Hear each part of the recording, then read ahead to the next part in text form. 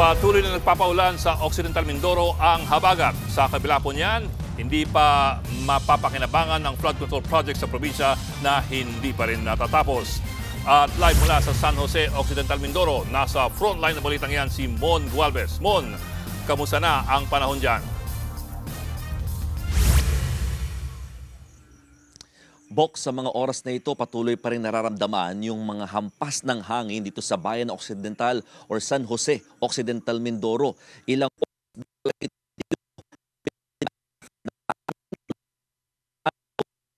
rin ang hangin habagat na hinahatak ng bagyong Inday.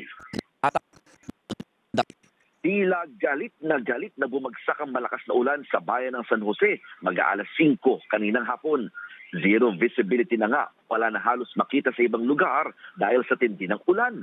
Ang saklap, sinasabayan pa yan ng malalakas na palo ng hangin.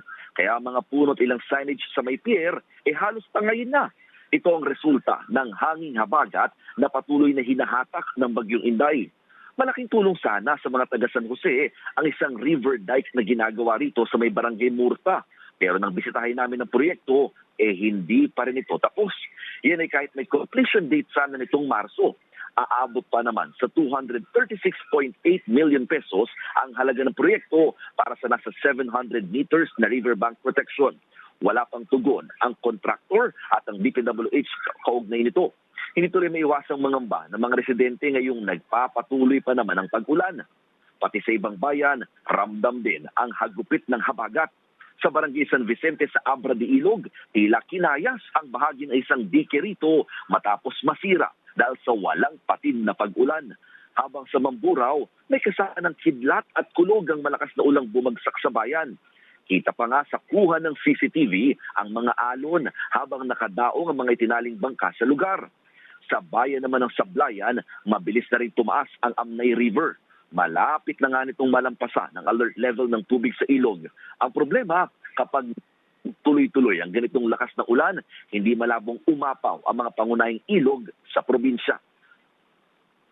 Bok, sa mga oras na ito, ayon sa ilang reports na nakuha natin mula sa MDRRMO ng Bayan ng Kalintaan at Sablayan, ngayon ng mga initial na mga pagbaha sa mga kalsada, maging sa mismong or municipal grounds ng bayan ng Sablayan. Ang inaalam lang ngayon natin ay kung may mga ginagawa ng paglilikas dahil kanina, nung atin itong mamonitor, halos papunta pa lamang sa critical level yung tubig doon sa Amnay River. Kapag umabot kasi yan sa pinaka-critical na level, talagang automatic na umaapaw yung ilog, apektado yung mga kalapit na barangay na kung saan talagang umaabot ng hanggang binti, hanggang dibdib yung mga tubig or baha sa area na kailangan nang magpatupad ng preemptive evacuation. Sa pinakahuling report ng PDRMO, natili sa blue alert status pa rin ang probinsya na ibig sabihin on standby pa rin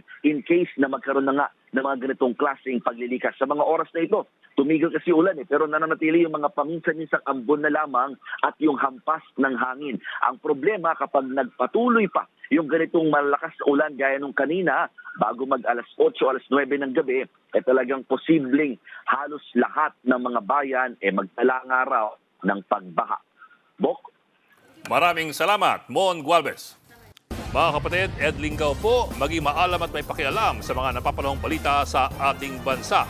Para sa mas malilimang pagtalakay at paghimay sa mga issue at headlines, mag-follow at mag-subscribe sa social media pages ng News 5.